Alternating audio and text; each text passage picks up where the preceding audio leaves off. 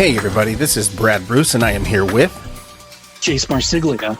And you're listening to the 5195 podcast. Coast to coast. Suck on my toes. And our guest today is Tarantino. Yeah. Slurp. How is the East Coast treating you? Feet, okay? Because I love feet, okay? East Coast has been a fucking bitch. In fact, yesterday, the term winter vortex was bandied about. Something it's a phrase I've not heard in a good 10 years. Are you serious?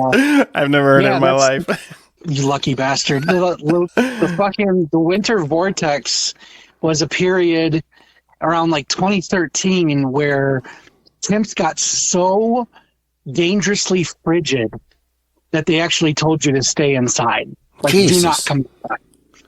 And when we did, for those of us who don't have the benefit of just staying inside, yeah, car batteries would be dead.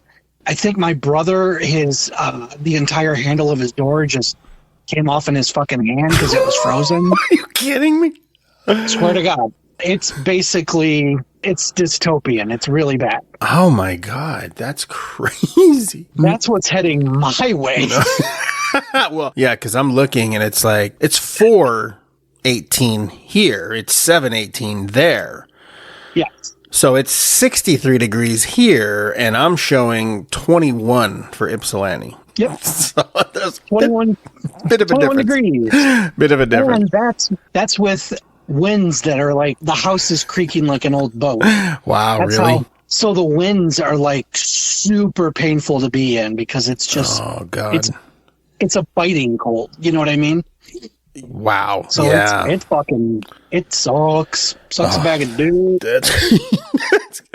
That's fucking crazy. Wow. Yeah.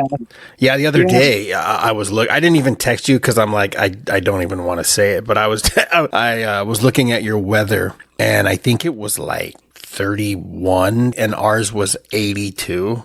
You're like, I'm not particularly mad at Jason for anything, so I don't know if I really want to fuck with him in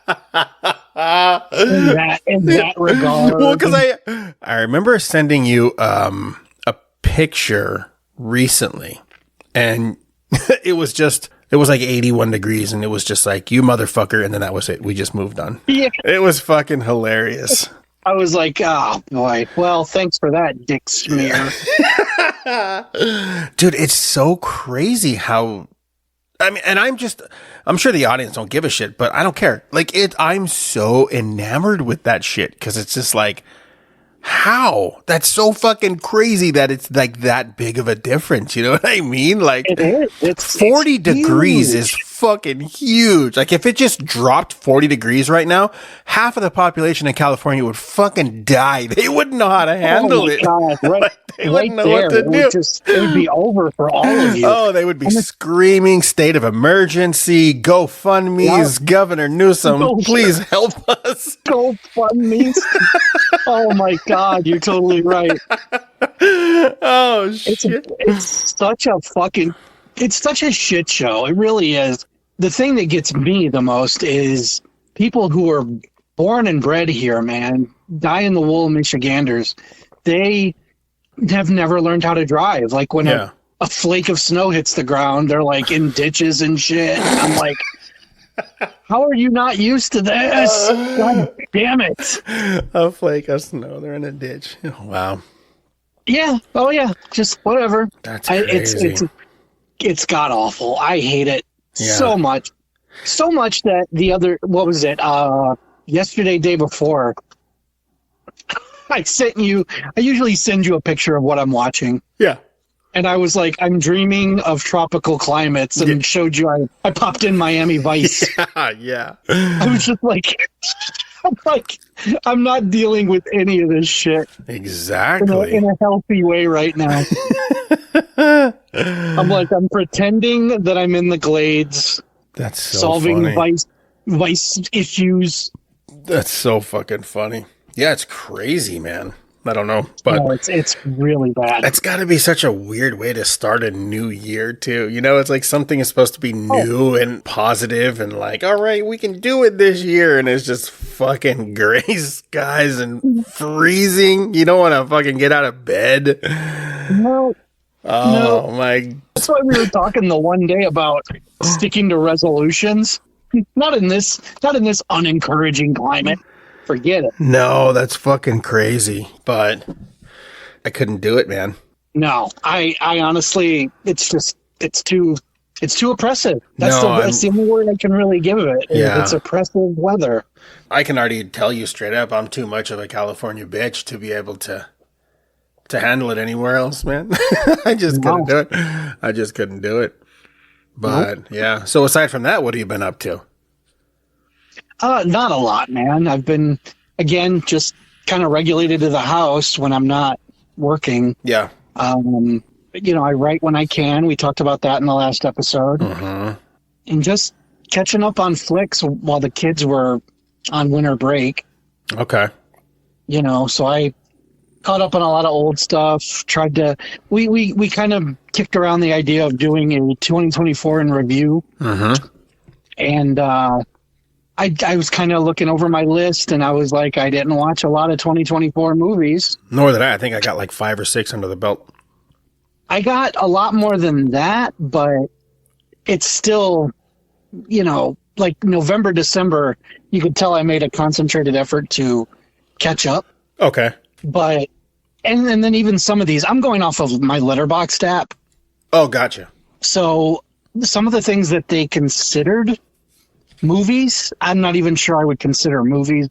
I think because they were limited events, Okay. it sort of counts. I could go up and down this list, and you tell me if you managed to catch any of these. Yeah, or let's if you do it. haven't. Let's see what you got. Okay. Looks like I kicked the year off with Quiet on the Set, The Dark Side of Kids TV. Oh, shit. Okay. I did not. Did you watch that? I didn't. Everyone around me was watching it, but I wanted to. Yeah, basically, well, I think it was more about Nickelodeon and just how just a pedophile paradise, apparently. Yeesh. Yeah. Just all these kids that got fucking either got dealt with inappropriately or were aware of it, or there were threats, or just a really dark docuseries about just the goings on in kids entertainment, which, there's a part of me that's like, I'm not surprised. Yeah. Yet you're not horrified by it, because you're just like, what the fuck? Right. So, I mean, and the thing is, it was mostly the kids from, like, I'd already aged out. This Okay. wasn't a Nickelodeon I was familiar with. Okay. You know what I mean? Like, the Nickelodeon we grew up on, there wasn't a lot of talk from the peanut gallery during those years. It was more the ones, I guess, my kids or, next gen would be familiar with. Okay. Yeah. Like your Drake and Joshes and stuff like that. Like, I don't really watch any of that. That's beyond me. Okay. So I didn't really know anybody watching this thing, but it was still kind of like, Jesus fucking Christ. It's no wonder that, like, the kids we grew up watching, like your Corey Feldmans and Drew Barrymores and all that, Yeah. were so fucked up. Oh my God. This shit wasn't invented with this new generation, so it's like, yeah, it was bad. It was bad, but it was an excellent docuseries. Okay. If you're into true crime, and Yeah. it was definitely very well made, very confronting. Yeah. Gotcha. But I guess that was the first 2024 thing that I watched. Okay. But after that, I got to Ghostbusters Frozen Empire. That's on my list. What did you think?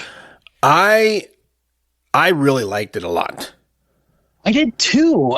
And apparently, I just read this the other day, it was such a financial disappointment that they're no longer continuing the series. Because of that? Apparently. I thought it did good. I mean, I thought it did too, yeah.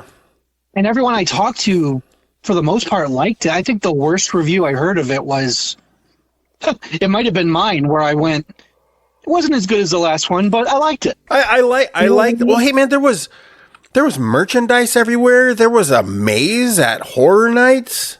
No, I for some reason I thought this one did better than it did, but the rumor is that the powers that be were so disappointed in it that the next Ghostbusters project apparently is an unrelated thing that's going to Netflix. No shit. That's what I heard, which is disappointing because very. I was kind of digging this new trilogy. Well, it wasn't a trilogy, obviously, but like they were setting it up for like a new gen, and this would have been the first sequel in that world. Mm-hmm. And I was down. I was enjoying the Paul Rudd universe, you know. Right. And well, speaking of that, setting it up for because this would have been like a trilogy if they made one more. Yeah, that's what I mean. If they had one more, it would have been, you could have closed the book if you wanted to, and I would have been just fine. But, right. You know what they should have closed the book on? Truthfully, not trying to be rude or anything, but it's like, if we want to see the original guys, we can watch 1 and 2. Now, yeah, they did come back in the last one and in this one as well, so that's cool, but the characters in the last one are so strong that I didn't need them in another one. Yeah, I didn't dislike them at all. Yeah, I thought that, and the thing was, I get using the old guys as a launch pad. I get, to me, I feel like the old guard is there to make sure that the new guys can balance the bike. They're pushing them on the bike and just being the dads who are like, you got it. You can do it. Of course. And I felt like they were sort of, I don't know, like they had moved on from being Ghostbusters in name. But the fact that they were using them as like the old guard, like I said, where, hey, Ray, what do you know about this? And he's got the occult store. Yeah, we could always visit the occult store. Of course. Ray's always going to be there, You got Winston, who's basically become Bruce Wayne to the Ghostbusters. He's like this tycoon that fully funds the investigative portion. Yeah. Like they all still served a purpose and could have been peripheral. Yeah. But yeah, I don't understand what went wrong here because I really enjoyed it. I thought it was good. So did I. It didn't have the heart that the Afterlife did with Egon and all that. No, it didn't. This was way more popcorn movie. This was just okay. We've introduced the new people. Let's just have fun again. No, we're gonna have fun. Yeah. And I enjoyed it, and I don't understand the hatred behind it. No, same here. I didn't get it. So, I didn't get it at all. I was bummed. I was bummed when I read that. Yeah. So I hope better things are ahead, but they really made it sound like this is it for that. Yeah, that's crazy. I hope not. That sucks. On the disappointing front, Godzilla X Kong: The New Empire. Did you see that? No. You couldn't. You yawned while I said the title. No. You were like, I could give two fucks. Yeah, I didn't want to watch it. No, didn't care for it. Wasn't my thing. I think that series has petered out. Mm-hmm. I've enjoyed all of them up to this point, but this one I watched and was like, maybe too stupid. Ooh, ouch. Damn. Maybe because that's the thing. This sounds disparaging. But Godzilla, Kong movies, the entire kaiju thing. Yeah.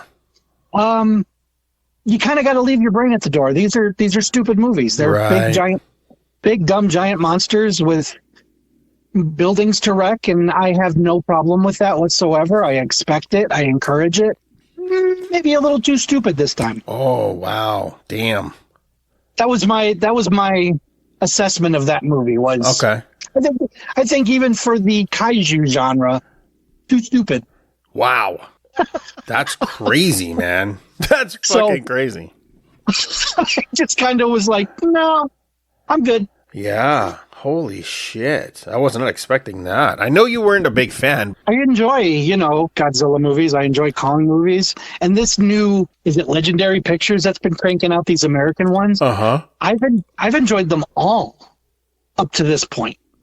Yeah. This one was just kind of, Wow, maybe you guys have lost ideas.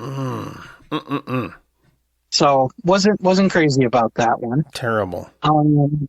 Have you heard of Miller's Girl? No. Okay, Miller's Girl is basically Southern Gothic Lolita, Okay. in my opinion. Jenna Ortega is a college girl, so I guess it's not really Lolita. There's nothing about it that's particularly underage. Okay. But she's like, I'm going to seduce my teacher, Okay. which is played by, I believe, Martin Freeman. Yeah, it's, it got shit on when it came out for being unoriginal. I can kind of see that. But if you dig Jenna Ortega, who I find is an enormous talent, I think she's great. Seeing her play kind of a heartless vamp, Yeah. it was entertaining. Okay. It was like, oh, you dirty, dirty girl. She was just, it's not her. She's kind of got this cool fuck you. She's kind of got this fuck you campaign going on where she's playing real hard asses like Wednesday or, Okay. The Scream movies where she's badass, you know. Right. This one was like, you're going to give me a good grade or I'm going to ruin your goddamn life. And it's like, Wow. okay.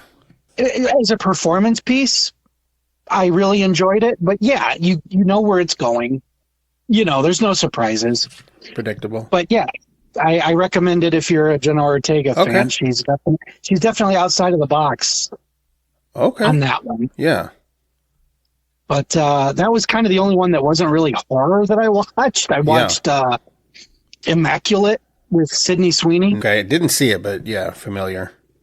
It was it's kind of fucked up. It was basically, if I remember correctly, because it kind of got lost in the shuffle with like First Omen. Okay. We had like two religious nun movies back to back. I think Immaculate, they were trying, it was like the conspiracy at the Vatican that was trying to impregnate a nun with the DNA of Jesus. Like the Vatican had the nails that crucified Christ on the cross, Okay. which means they have his DNA through his blood.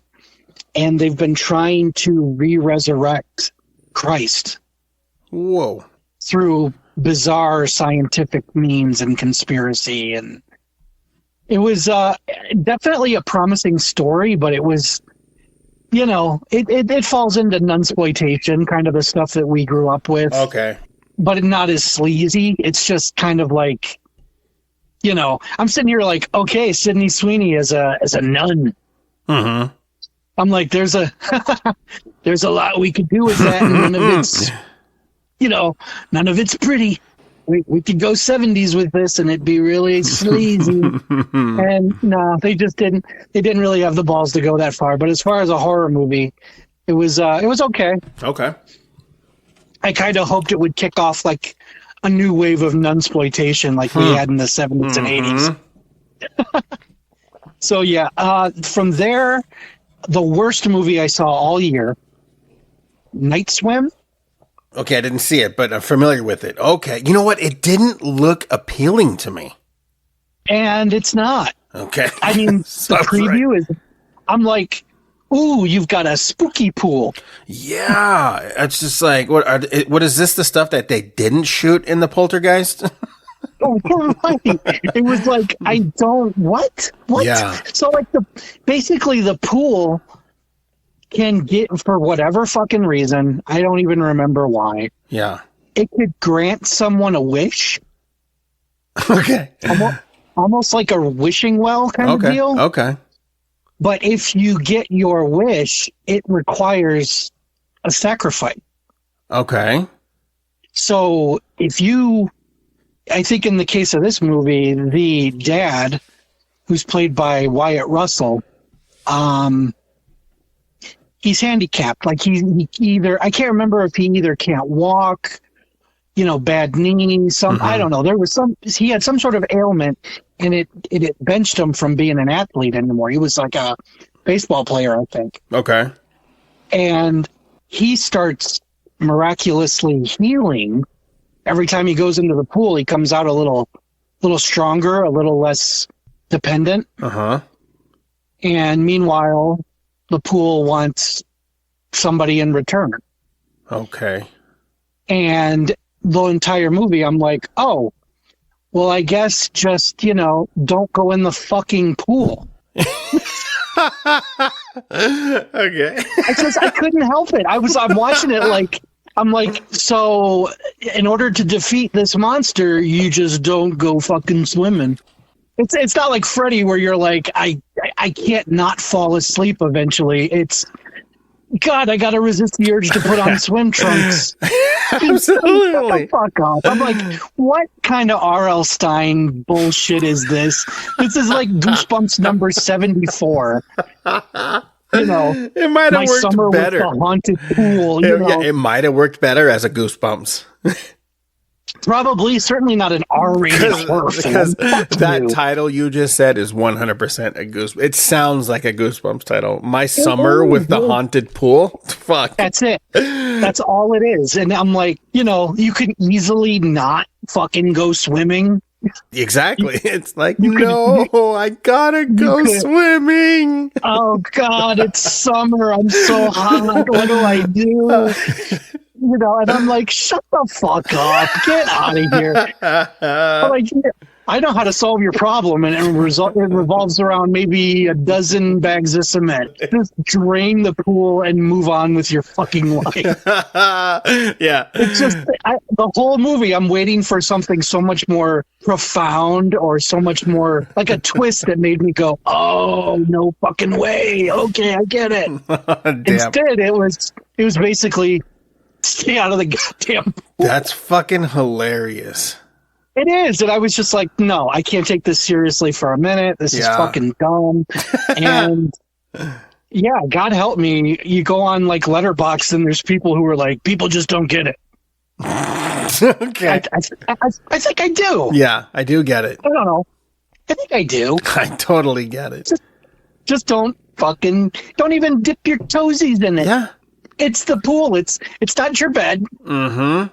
It's not stay out of the kitchen. Oh, God, I got to eat. What are we going to do? No, it's stay out of the fucking pool. I don't even have a pool. Yeah. I can't sympathize with this. I can't sympathize with this horror. Exactly. Oh, my God. So, yeah, that was hilarious. Arguably the worst movie I saw of 2024. Night Swim. Okay. Night Swim. Just fucking dumb. Yeah, fuck Night Swim. Okay. Fuck Night Swim. Way more fun, though. I mentioned it briefly. First Omen. Did you see it? I didn't. Fucking solid, bro. Really? Yeah, I don't know if you're a fan of the Omen series. I definitely am. Okay, it's because I was still kind of licking my wounds after the last Exorcist movie. Right. Wasn't thrilled with it. A lot of fanfare for a lot of nothing, Yeah. And I'm like, okay, well, now we're doing the Omen, and it's a prequel. So I'm like, already you're setting it up for Damien. Yeah. So I'm like, I feel like the cards are stacked against you because we already know what the fuck the outcome to this is, right. And I'll be fucking damned if they manage to get, not only is it a great setup for the initial movie, but it's done in such a way that it feels like you're watching a lost Argento flick. Wow, really? Extremely Argento-like. There are scenes in this movie that it's so gothic, it's so eerie. It's a great setup for the original Omen without fucking up anything that we love. It was done extremely well, and it's surprisingly unsettling.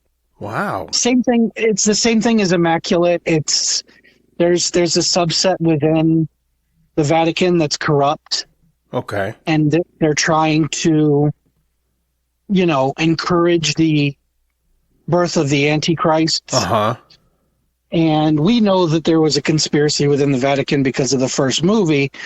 This time we're in the pit with it. We're seeing the goings on behind the scenes, and it was done incredibly well. Yeah. It didn't end the way I thought it would, but again, you watch it and then you're like, okay, well, I guess I could just watch the first one. Yeah. And move on. Wow. Damn. So it was, for a prequel, it did really good. It did a great job. Yeah. So it wasn't mind blowing or anything, but it was like by the end of it, kind of gave it a nod and went, okay, that's sure. Yeah. I mean, I liked it probably as much, if not better, than the already pretty decent remake they did in 2006, I believe. Yeah. Because it wasn't bad. It was just, a modernized version of the first one. It wasn't horrible. All the beats were there, but it was along those lines where, I got what I needed out of it, and you kind of expanded the mythology. So, if you're in for a good gothic, fucked up satanic movie, that's the one. It kind of hit. Good entry in the Omen series. Yeah. All right. Hell yeah. And it's not, because that's the other thing I was worried about was, are we going to parade this as a remake / prequel? Oh, gotcha. Are we just going to kind of retell the story of Damien? Right. And no, this fits in with the series. It's connected to the point where one of the main priests is the priest from the original Omen who gets run through with the weather vane. You remember that character? I do, yeah. Well, the reason he's so drunk and haggard in that movie is because of the events of this one. Cool little tie-in, huh? Yeah, like you basically see how this case ruined him to the point where now he's approaching Gregory Peck and saying, listen, I know shit. I know that's not your son. Yeah. You got to listen to me. And he looks crazy and nuts because of the shit he endured in this film. I was impressed with it. Yeah, okay. So, but yeah, those were ones, I caught Nosferatu. That was great. Terrifier 3. Have you seen Terrifier 3? I haven't.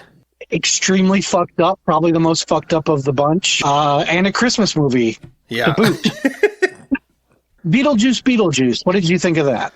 Going into it, I kind of had reservations because I had heard things from people that had seen it months prior. And it was kind of like, oh man, I didn't have high hopes for it. Okay. And I went in and I was like, you know what? It's just fun. I'm not going to, they're not going to reinvent the wheel. No. And here's another thing too. I'm glad they didn't just rehash all the old gags from the first one. They did try to do something different. They tiptoed back and forth between each world, but they weren't just doing the same jokes over and over. Because that's what I thought they were going to do, was just rehash the same jokes. That's what I thought I was going to get. That was definitely a worry, for sure. There is a lot going on in the movie. I will say that. There's a lot of stories there. I was just going to say that Beetlejuice is like that Monica Bellucci character did not need to be in there because that was so uneventful. That ending was just yawn. Are you kidding me? That whole buildup and that's it. I'm glad you fucking said that. Yeah, I really, because that's where I was with it. Yeah, I actually loved her character, and for it to just kind of fizzle out the way that it did so badly. Super disappointing. It was.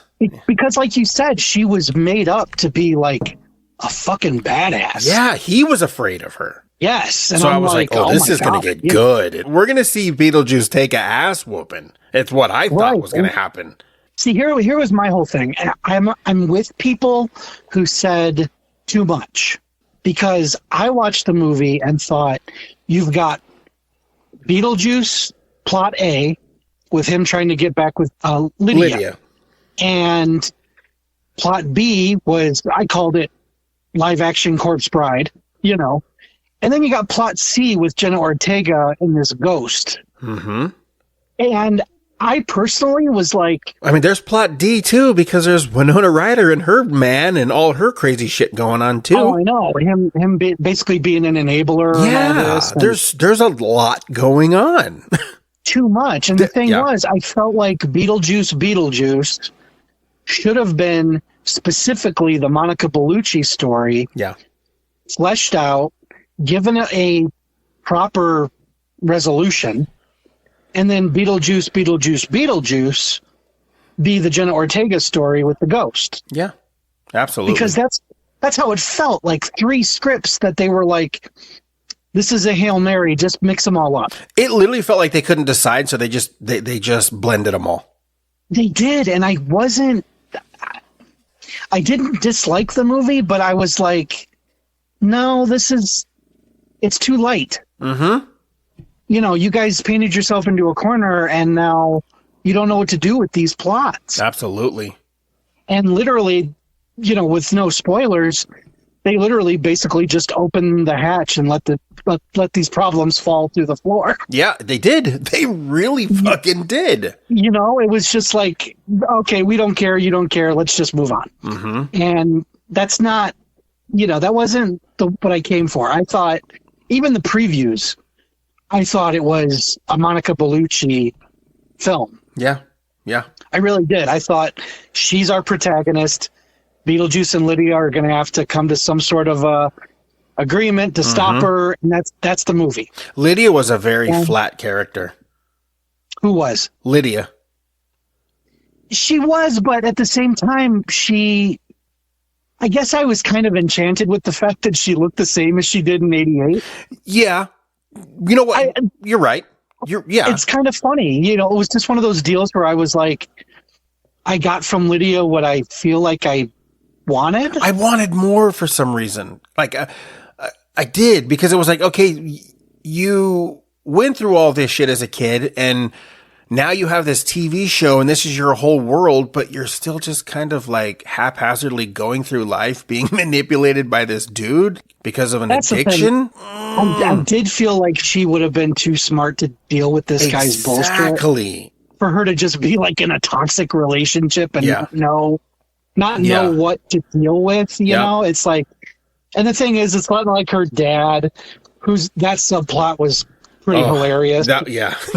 It wasn't like, you know, you watch it and go, oh, she married her dad, you know? No, it was like, this guy, he's the kind of guy that, you know, like Catherine O'Hara's character says at one point, where's that feisty goth who gave me so much shit back in the day? Yep. And it's almost like they knew it, so they threw that in there for people like you and I. Right, exactly. Like, she literally called her to the carpet for not being the over it girl, the one who, you know, she couldn't be bothered with this nonsense. And yeah, she was kind of weak. Again, I guess the main cast, I was kind of just enchanted with the fact that, holy shit, you all came back. Mm-hmm. How nice. Very cool. Speaking of Catherine O'Hara, Delia Dietz was the best character in the whole movie, in my opinion. She was super funny, of course. Yeah, she killed it. I think she fucking killed it. Her one-liners, just the snarkiness, it was great. It was. Oh, she got to go complete Karen. Yeah, she did. She was great. I think if she hadn't have been in it, the movie would have suffered a lot. Oh, for sure. Yeah. Because that character Catherine was great. Because O'Hara, she was even better than in the first one. Because in the first one, she's just kind of a pain in the ass. You know what, though? She got to grow a little bit. I fucking love her in the first one, though. Oh, no, so do I. Yeah. She's so, like, to me, the line that always fucking kills me is, I'll break this door down and drag you out by the ropes you hang yourself with. Yeah. I'm like, you uppity bitch. You know, she's so fucking terrible. Yeah. That she's the wicked stepmother, she but is. You could tell that she, even by the end of the first one, she had softened. You see now she's just in her full eccentric artist mode, and it was funny to me. I really liked her. But it's impossible not to like Catherine O'Hara. I don't care what movie she's in. Of course, she's awesome. She's a comedic genius. I love her. But I did like the movie. It was fun. I did like it. I'm going to say the one thing about it that I just genuinely hated, and I've gotten some shit for this, I don't know why, the MacArthur Park wedding sequence. Oh, I fucking hate that song. And they played the whole thing. The whole song. That, you know what? Like, shut the fuck up with this. I told Tina, I was like, they're just running the clock. They were. Oh my God, I never thought about that. That's such a running the clock move. It is. Because it wasn't, you could tell they were trying to hide behind this is the new Deo sequence. Yeah, of course. No, the Deo sequence altogether is like a minute. Yep. And it was funny. Yep. This wasn't funny. It was just a musical number out of nowhere to one of the most fucking stupid songs I've ever heard in my life. I hate MacArthur Park. I hate it so much. And it was like, when it started, I just kind of rolled my eyes. But after like 5 minutes, I'm like, wrap it up. Yeah. I can't take it. Yep. You know, so that's the one part of the movie I was like, you could have shaved 5 minutes off of this runtime. Easily. But then it would have been 5 minutes shorter because I don't think they had the creative juices to fill that 5 minutes. No, it was just, it was so dumb. It was so dumb. Yep. Didn't like that part. But yeah, I came away from Beetlejuice with like a mild thumbs up. Okay. Not a big one, not a strong one, not a Ghostbusters Frozen Empire thumbs up. Yeah.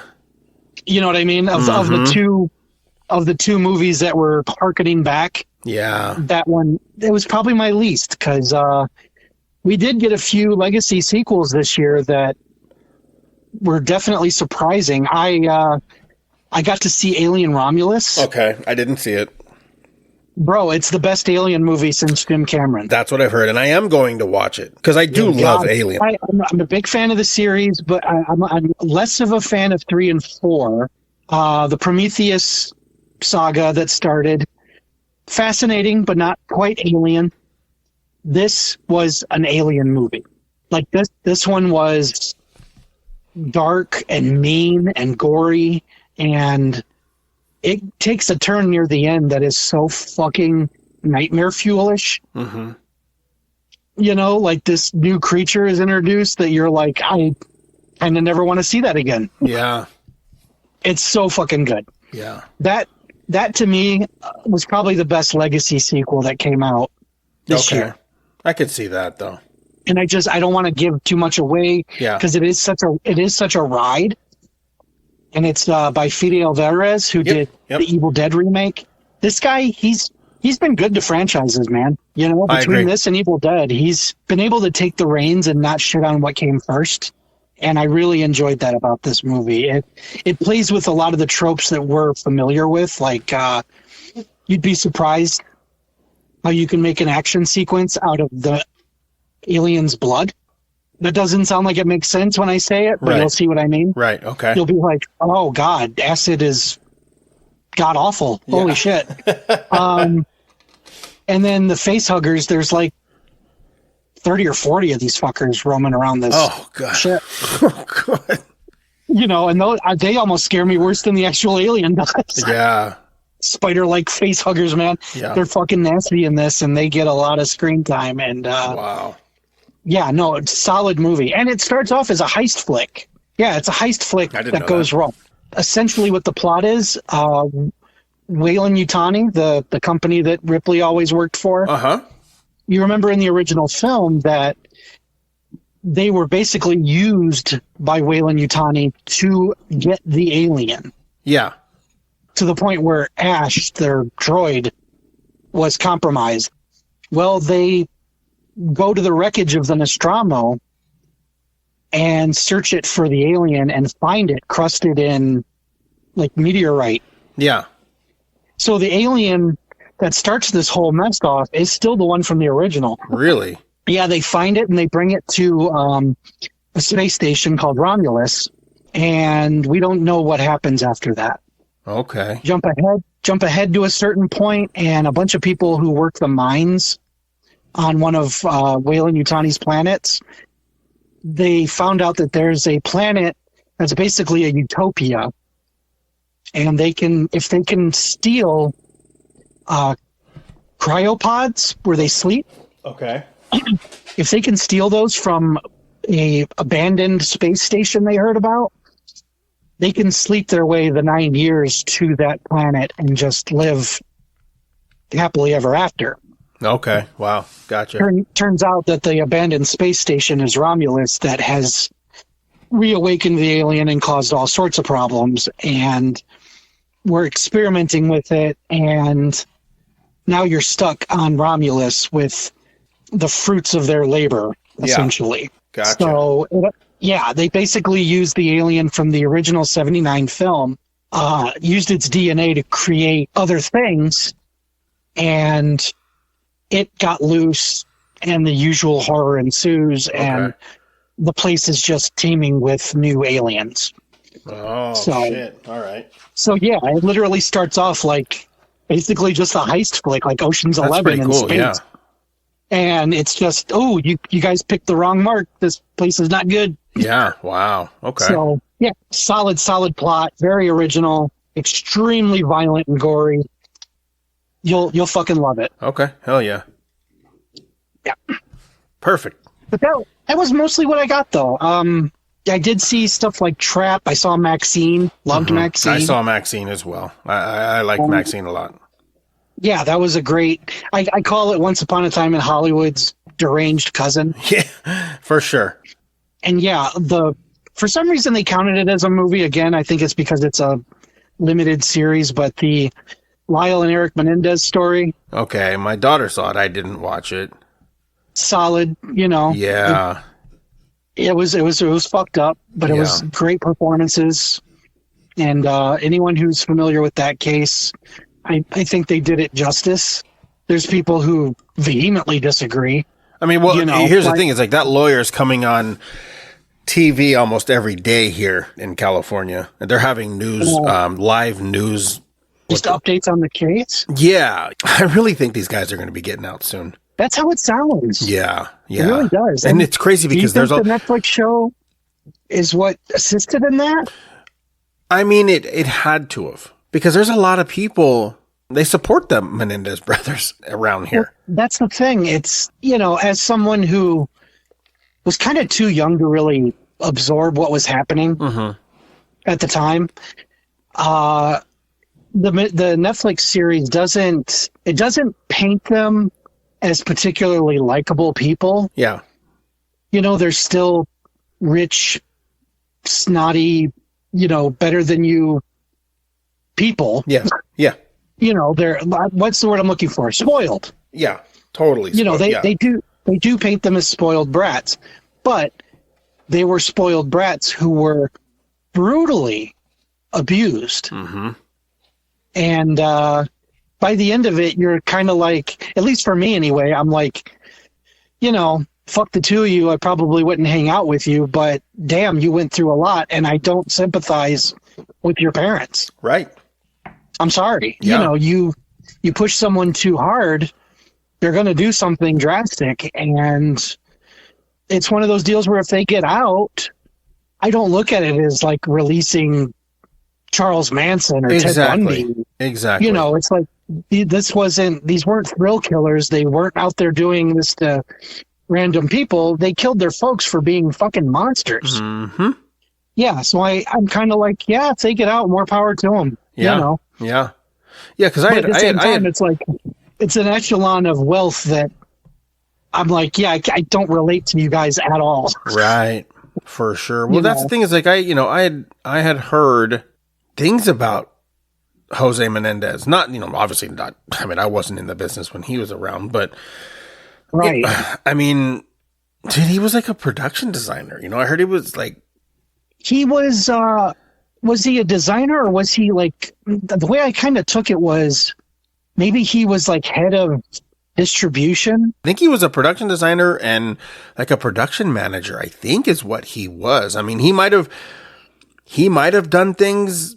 The thing that made me kind of look into it more was when I realized Fright Night Part 2 has not been given a legal release in this country since the 80s or 90s because the Menendez company owns it. Like he was, I don't know if he was like head of IVE or whatever, some VHS label, but like when they were killed, the rights to Fright Night 2, and I'm assuming other films, obviously, but us being horror guys, Fright Night 2 was like, oh, that's why it's not out, because the fucking Menendez brothers killed their parents? Yeah. So it was like he had to have some control. Well, wasn't he like the head of a record company? Yes, because they talk about like Menudo. Okay. Like he was one of the guys who discovered Menudo or something. And there's an episode of the show where he's You see him setting up basically a fuck party with some guy. Oh, God. And it was basically like, this is the career. Yeah. You know what I mean? It's really creepy. Like it's almost like he's defensive over the fact that he's like, I'm not gay. This is how warriors would prepare for battle. Dog, I don't want to be a warrior then. No, but it was just one of those deals where it was almost like, this is what gladiators and shit did. This was a way to prove how manly they were by you could fuck That's anything. fucking crazy. That's like you could crazy. you could fuck anything. You know what I mean? Like wow. That's the animal side of man that people suppress. And Yeah. I was just like, no, I just think you're gay. Yeah. Just if you're gay, be gay. Yeah. But Stop labeling it and making it something it's not. It's like no, it's so fucking straight. Oh my God, that's so weird, dude. That's so fucking weird. It's such an ass backwards way to look at it. Like, I'm straight as an arrow, but I'm so fucking straight that fucking you is going to prove that I'm straight. And it's like, what? because I'm a warrior. And I'm like, no, I think you're just gay. I think you're gay. I'm pretty sure, gay, bro. Yeah, I'm pretty sure you're fucking gay. It was really, it's definitely a sick miniseries. It doesn't shy away from the nastier and more scandalous implications of what they claim was happening in the home. But, it definitely doesn't skimp out on the violence. You see that, like the opening massacre of his parents. It's fucked. It was pretty fucked up. Wow. All right. Yeah, it's pretty nasty. But holy shit. Okay. That was, I guess, like season 2 of Monsters. Okay. So we got Dahmer a couple years ago. Right. And that was fantastic. Absolutely. This one was really good too. And the rumor is next season is Ed Gein. With Charlie Hunnam. Oh my God, he looks just like him. Yeah. It's insane. Yeah, it's gonna be fucking awesome. Super stoked about that. But that was kind of my thing for 2024 when I wasn't writing or working. Was I did catch a few of these docuseries. Okay. Not that the Menendez one was a docuseries, but I went down true crime rabbit holes and then watched the occasional new movie here and there. Yeah. But pretty uneventful 2024. And like we mentioned in the last episode, it was even 6 months without meeting up. I know. Because, before the July trip, when did we hang? Did we only hang the one time last year? I think it was, man. I think it was one time. That's bad. It is fucking bad. But it's also good on us because we still never have missed a show since the first one dropped. No, you're right. This has been a steady week to week. I'm very, very proud of that feat. No, me too. That's very, very cool. Yeah. Because, even this one is episode 84. That's fucking massive, dude. We're getting close to the triple digits, dude. Like, I really can't believe that. That's insane. Yeah. The fact that we've got people out there that haven't missed an episode, thank you. I know. It's awesome. It's really cool. Especially bearing with us on these like catch-up ones and the phone call ones, that's just, we try to have obviously a balance where it's like 80-20, Exactly. But the fact that nobody just dips out when we do these ones, that's cool on you, and we appreciate it. And man, we're approaching in another 6 months 2 years of this shit. I know, dude. It's fucking crazy. It's awesome, though. That's insane. Yeah, it's really something. Well, before we get out of the movie things, I've only seen 2 other movies, and that was Reagan and Wicked. Those are the only movies I saw. Besides How were they? Reagan was good. I'm a biopic guy. I love any kind of biopic on anyone. Shit's always fascinating to me. Sure. So that was just cool. It's like, I'm not a huge like politic guy, but this shit's always just interesting, just to see what it's like. And I was alive for a lot of the Reagan shit, so it was very familiar. Did it go into any of his darker? Of course not. Absolutely not. Absolutely not. It didn't. So this is cuddly Reagan. It is very cuddly. It is very, I'm for the people, you know. But he did eat a lot of shit sandwiches. I will say that, you know. Sure. He had a lot of people against him because he wouldn't play by the rules. And I think that's when he did basically start saying, you know what? Well, fuck, you guys want to fuck with me? Then I'm going to fuck with you right back. Right. I think what I liked about Reagan was just, I love the sense of humor. Anyone that can have a sense of humor, it's good in my book. And especially after being shot. Yeah.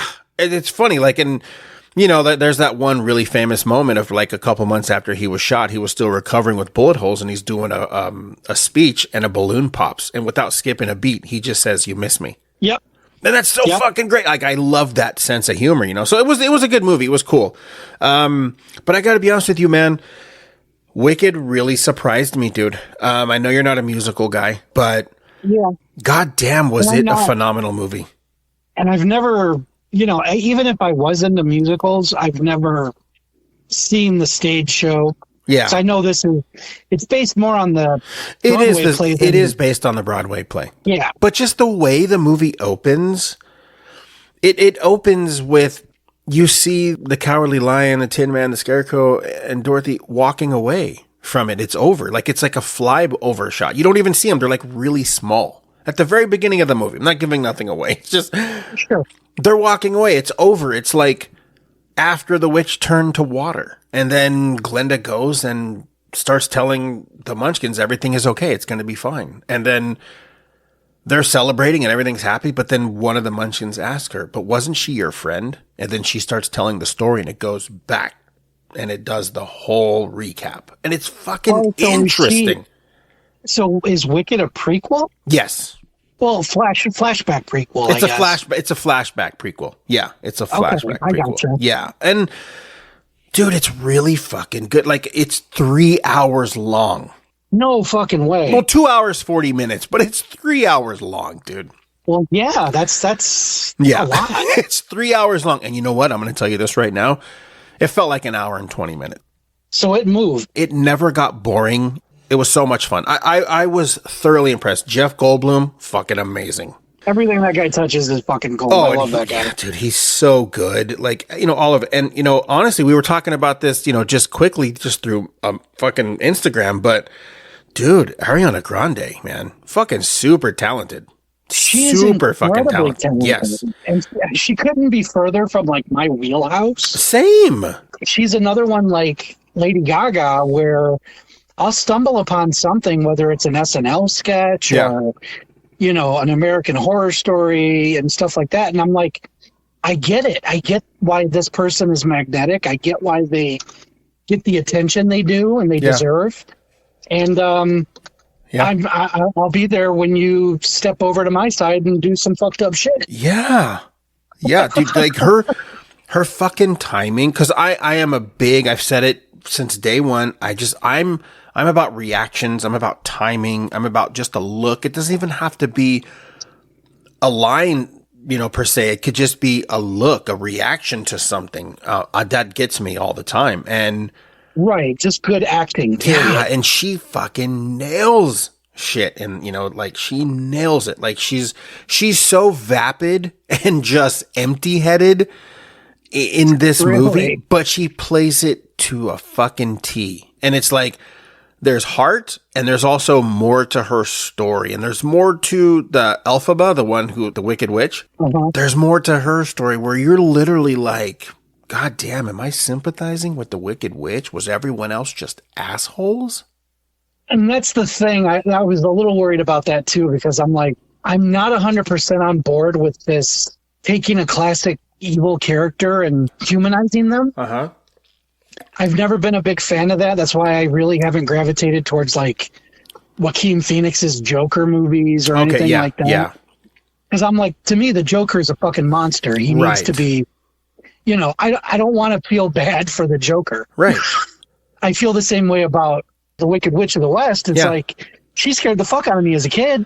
But here's the crazy thing though. Like, going back and watching The Wizard of Oz after you watch this, you're just like, damn. Okay. Does it color it a little bit? No, it doesn't. It actually makes it a little bit where you're almost like, yeah, I want to root for the Wicked Witch for sure. I do. In a good way. Well, I mean, at the end of the day, some bitch from Kansas smashed her sister. So Exactly, dude. I'd throw that shit kicker, what for? Fuck you and your dog. Exactly. That's the thing is like, yeah, it's 3 hours long. Maybe just, pop it on, watch it, for an hour or whatever. And, just, you don't have to smash through the whole 3 hours. But I got to be honest with you, man. If you're a fan of The Wizard of Oz at all, and I am, then you're going to catch so many things. Like, there was Easter eggs I was catching. There was also Easter eggs that Tina was catching because I don't know anything about Wicked, the Broadway play. I wasn't against it, I like going to plays. I do, there's a few I want to go see, I really want to go see The Color Purple.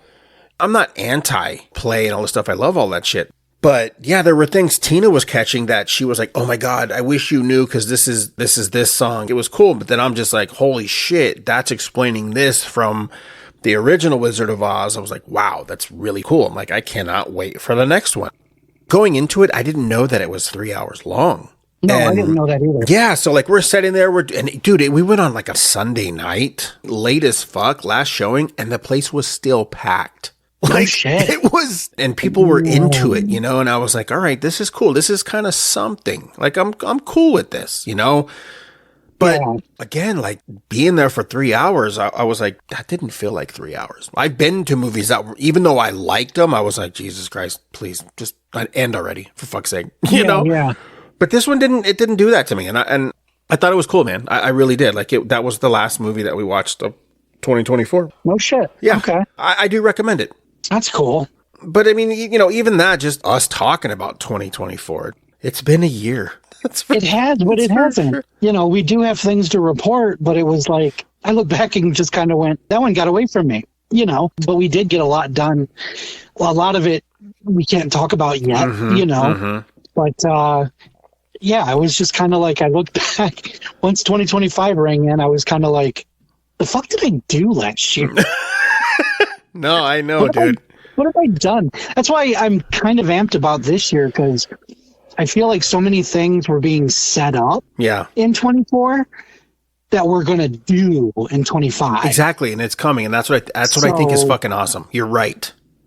You know what I mean? Like, I feel like our look back at 25 is going to be a much more fruitful journey, Because no, you're right. We've got some big shit in the works right now. And I'm excited for it. Yes, sir. There's some cool things coming. I'm excited, and I hopefully soon we'll be able to make some announcements on what's happening. Yeah, so I think so. I think that's about it for us, man. For sure. I'll be out there before you know it. I know. I can't wait. It's going to be fun. We'll probably only have a couple more of these like this, and then you'll be here. That's it. That's fucking awesome. Cool. Well, it was good talking to you, buddy. Of course. Stay warm. Yeah, I'll give that a shot. All right, man. Well, until next time. See you guys.